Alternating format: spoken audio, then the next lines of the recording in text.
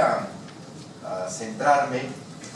en la reforma constitucional en materia de las telecomunicaciones. Debo decir que por estos días en el que se produce un sui generis método de discusión de la reforma energética, pues es probable que no solamente tengamos el empalmamiento con el Mundial de Fútbol, sino que a la actual discusión de la reforma energética se le sume la discusión de las iniciativas reglamentarias de la reforma constitucional en telecomunicaciones. Lo que sin duda habrá de generar una mayor preocupación social, porque si así como está el proceso de discusión de la reforma energética se pretende realizar la de telecomunicaciones, pues lo que va a venir, lo que seguramente vendrá, es una no discusión, es no un debate, habida cuenta del acuerdo que han celebrado dos comisiones del Senado de la República, la de Energía y Estudios Legislativos, contra toda norma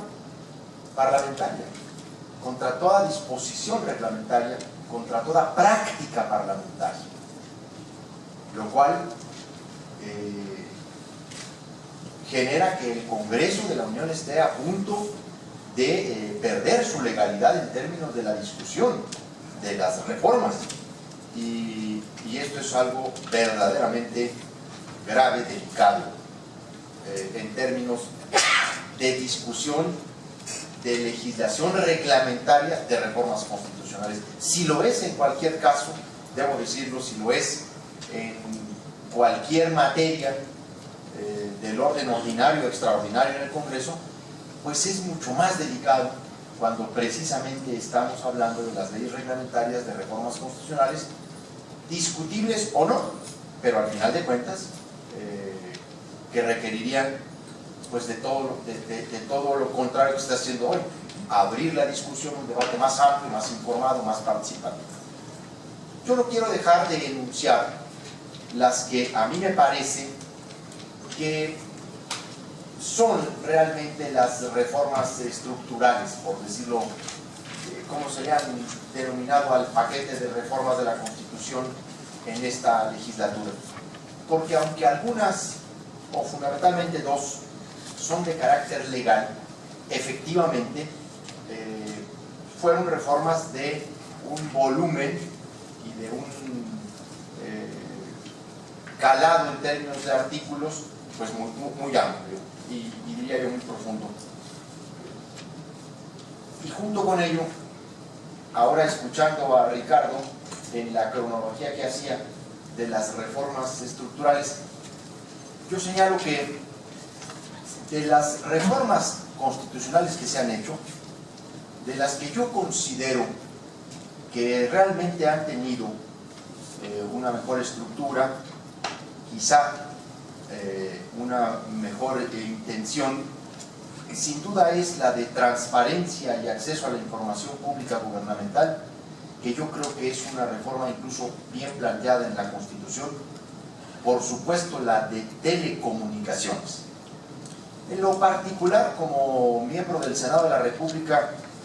yo voté a favor la reforma laboral, voté a favor la reforma educativa, voté en contra la reforma hacendaria, voté en contra la reforma financiera, a favor la de transparencia y acceso a la información, a favor la político-electoral, a favor la de telecomunicaciones y en contra la energética. Y debo decir que de estas reformas, la que me parece sinceramente que suscitó no solamente los mayores consensos adentro del Congreso, o que recibió el mayor número de votos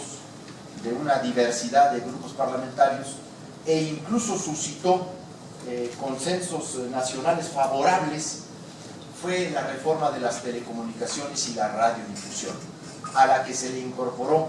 un capítulo de competencia económica. Yo conozco los contenidos de la reforma constitucional desde las etapas de la iniciativa, por decirlo de alguna manera, pues fui parte de la elaboración de esa iniciativa. Y yo creo que en esta reforma estamos ante una de las reformas constitucionales que efectivamente vino a modificar definiciones fundamentales y de estructura del conjunto de los medios de comunicación. Como ya bien lo señalaba Ricardo Monreal, esta es una reforma que tocó varios artículos, particularmente el artículo 6º, el 7º de la Constitución, el 27, el 28, el 73 de la Constitución, el 94, el 98, el 105 de la Constitución. Pero que además tuvo un largo articulado transitorio, en una especificidad reglamentaria, pues que ha sido incluso muy criticada desde el punto de vista de la técnica legislativa, toda vez que en 22 artículos transitorios se vaciaron disposiciones muy específicas, incluso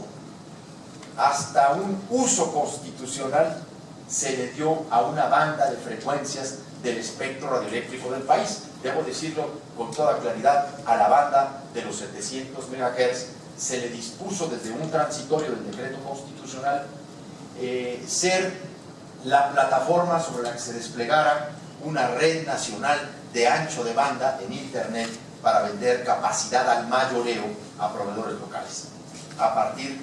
de asignarle ya esta banda, una vez liberada, así dice el decreto transitorio de la Constitución, por la transición digital, para que ahí fuera desplegada esta red. Entonces, fue una reforma constitucional muy amplia, incluso en especificidades técnicas y en su articulado transitorio. Hubo quien dijo que eso era contrario totalmente a la técnica legislativa, a la ortodoxia del procedimiento reformador de la Constitución.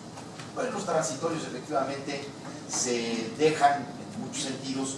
para fundamentalmente la temporalidad de la ley, la vigencia de los plazos de la sustitución de los reguladores o normas que prevén la entrada en vigor por etapas de cierta parte de esa reforma. Pero acá fuimos a vaciar prácticamente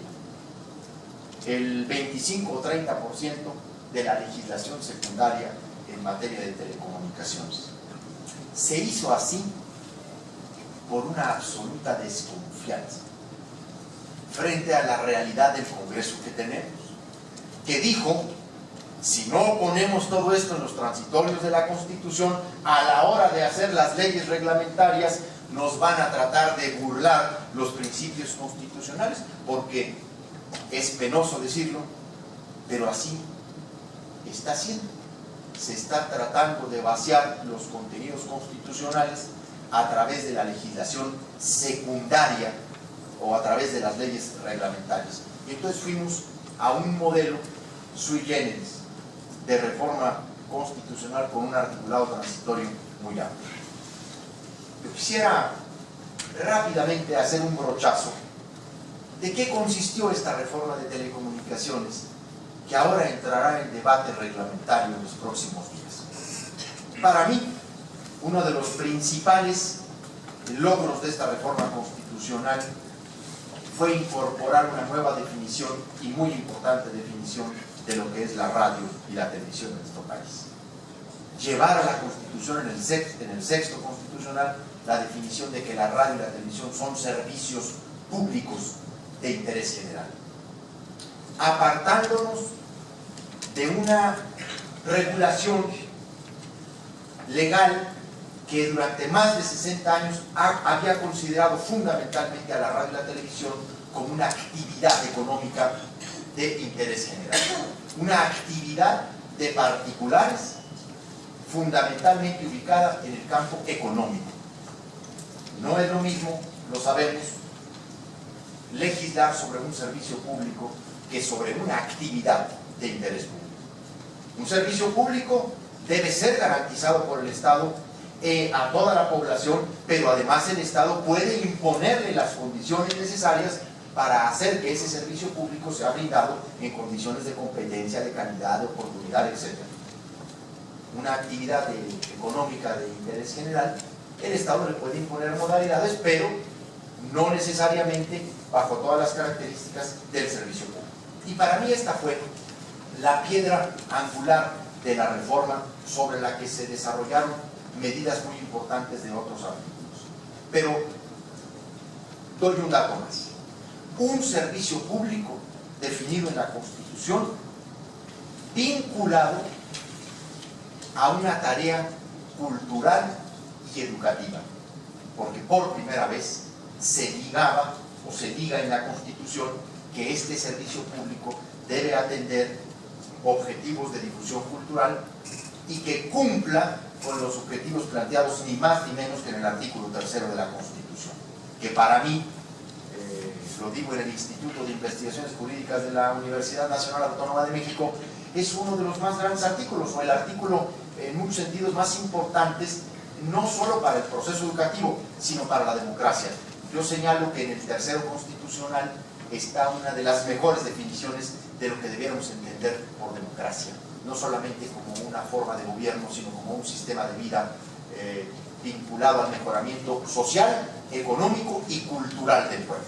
Pues el nuevo sexto constitucional, las modificaciones al sexto, ligaron al servicio de la radio y la televisión a actividades culturales y educativas. O sea, que la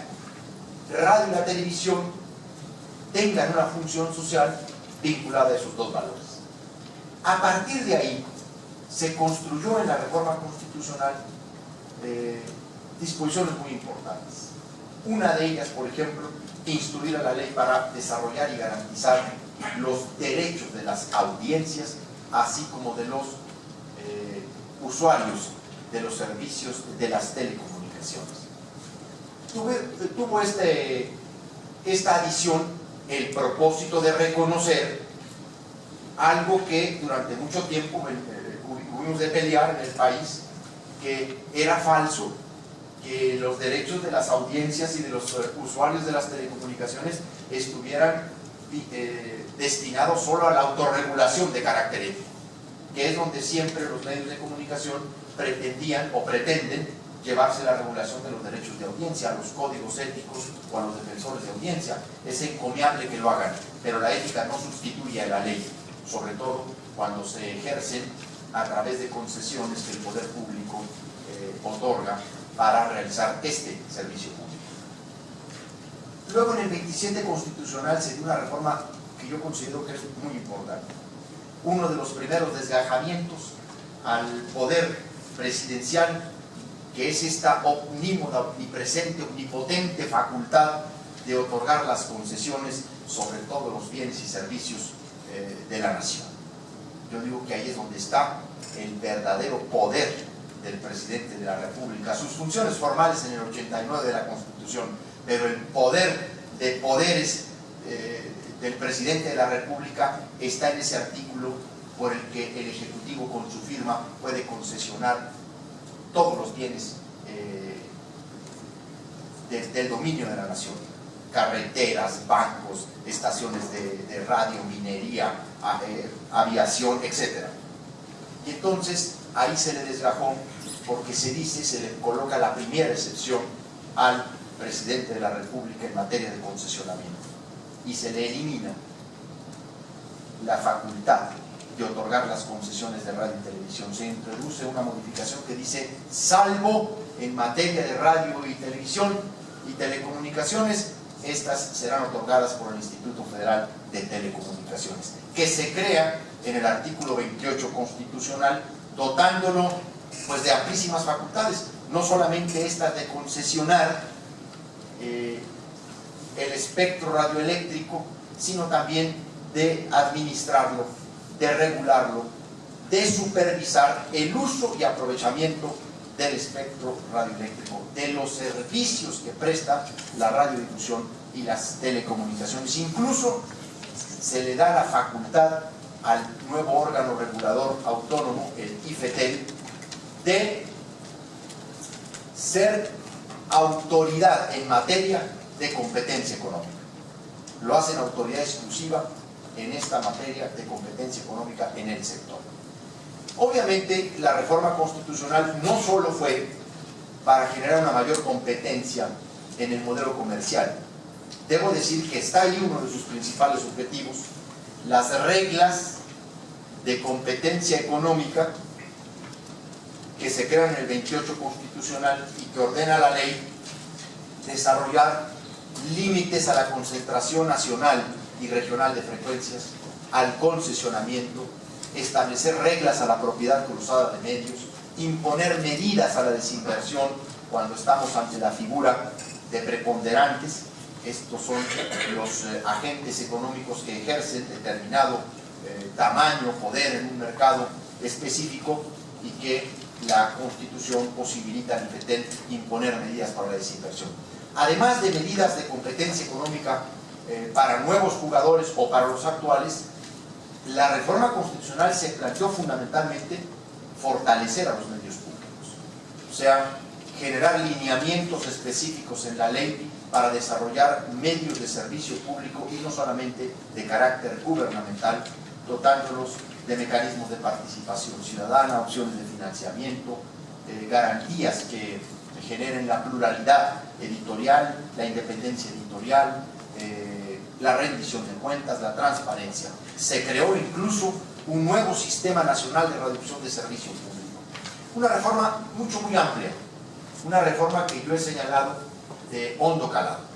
de las que como legislador podría decir es de las que me siento más orgulloso, no solamente de haber participado en su construcción, sino en su discusión y en su votación.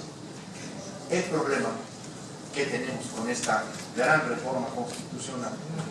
es que la iniciativa que ha presentado el presidente de la República, Enrique Peña Nieto, al Senado de la República en marzo pasado, pretende exactamente lo que pensábamos que iba a suceder cuando decidimos poner ese largo articulado transitorio. Pretende ser burlada. La iniciativa presentada por el Ejecutivo constituye una traición a la letra y al espíritu de las principales disposiciones y objetivos en materia de reforma constitucional, porque pretende recuperar por la vía de la ley lo que la reforma constitucional le eliminó al Poder Ejecutivo. Busca mermar la autonomía del Instituto Federal de Telecomunicaciones, reinsertando de una manera arbitraria e indebida a la Secretaría de Comunicaciones y Transportes en varios tramos de los procesos de licitación.